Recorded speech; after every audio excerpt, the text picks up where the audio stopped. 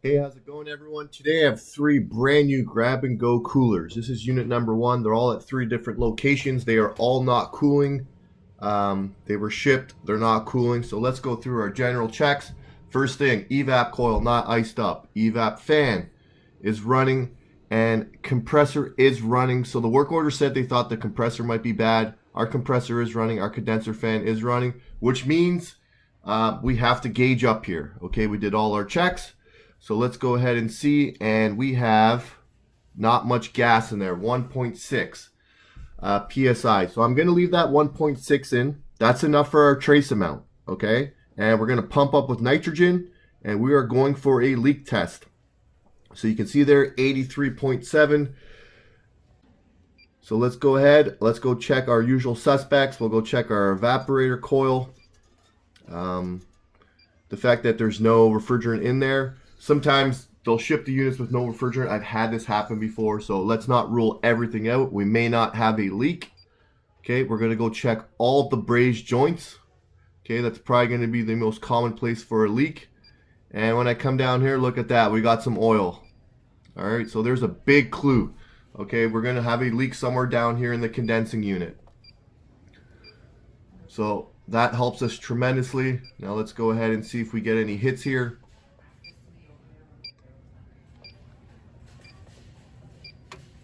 And we are definitely picking something up here in the bottom.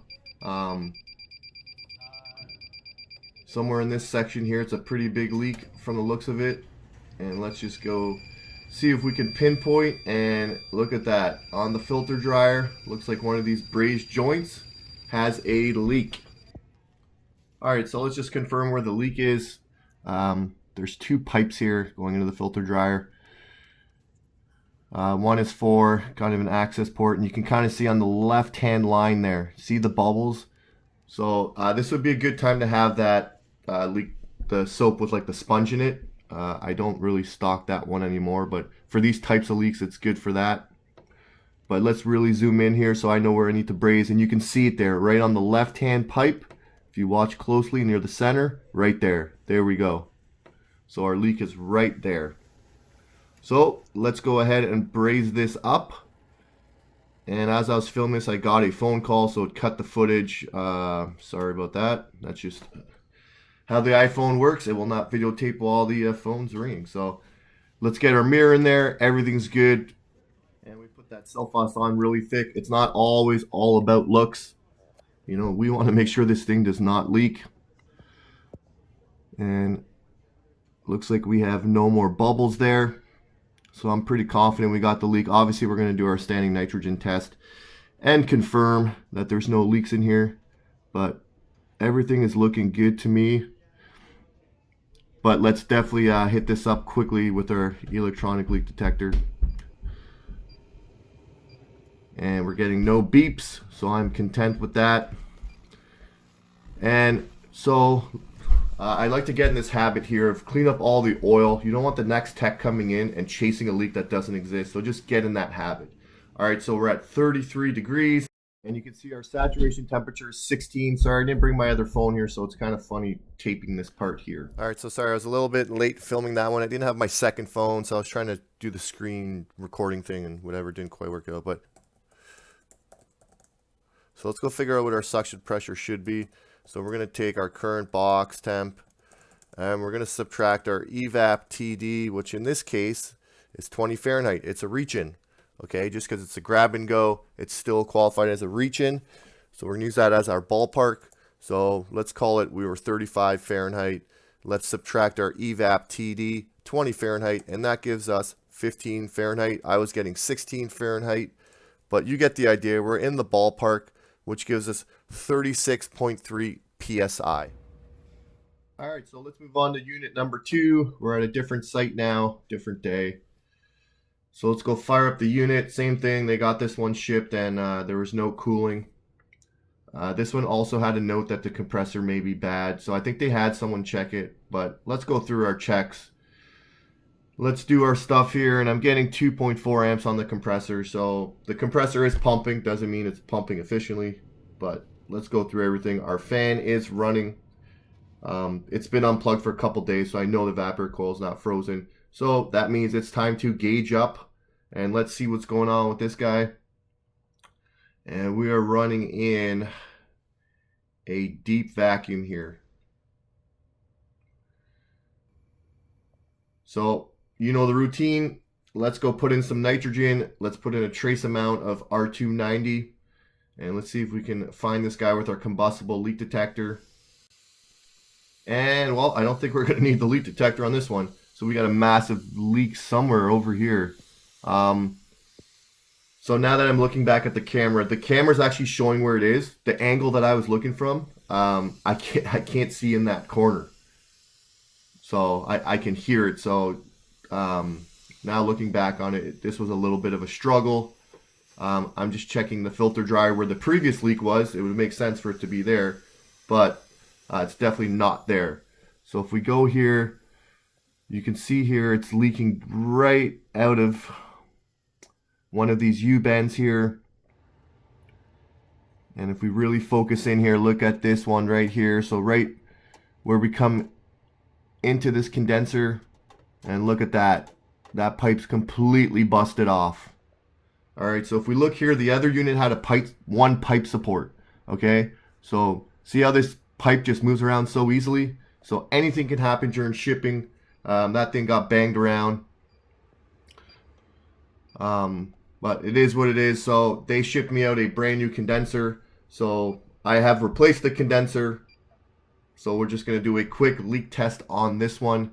If you can see there, I went and hit up my bullet piercing valve. Make sure that's not leaking because we are going to do a standing nitrogen test. We're all good, and you can see there I added one pipe support there, and then I added a second one right there. Okay, and I wanted to add a third one kind of on the right hand side here, but unfortunately this unit's built a little bit funny and it sits on a rail. So I would have had to use a rivet gun from underneath. I can't pull this condensing unit out. There's no way to get a rivet gun underneath. So unfortunately I couldn't get the pipe support because it would have been hitting this rail that you can see in the back here. Right there, this rail right here. So we did the best we could. You know, now you can shake that line. It ain't going to bust off the condenser. So I'm happy with that. She's nice and supported. We're all good on this condenser repair. And actually, I'll show you right here. Let's get a close-up of, now we got a really good angle. And you can see, if I can zoom in here, you can see right there the pipe busted right off. So massive leak. Look at that. Alright, so now we're moving on to unit number 3.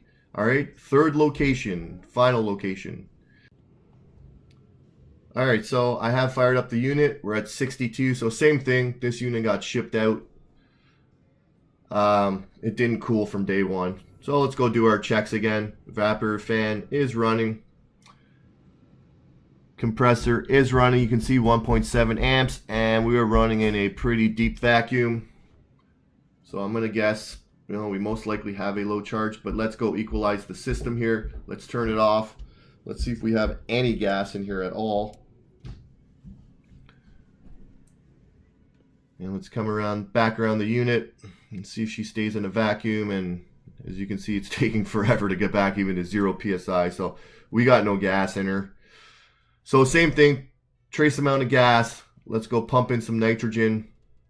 And same thing, we have oil right there. There's our clue that the leak is in our condensing unit.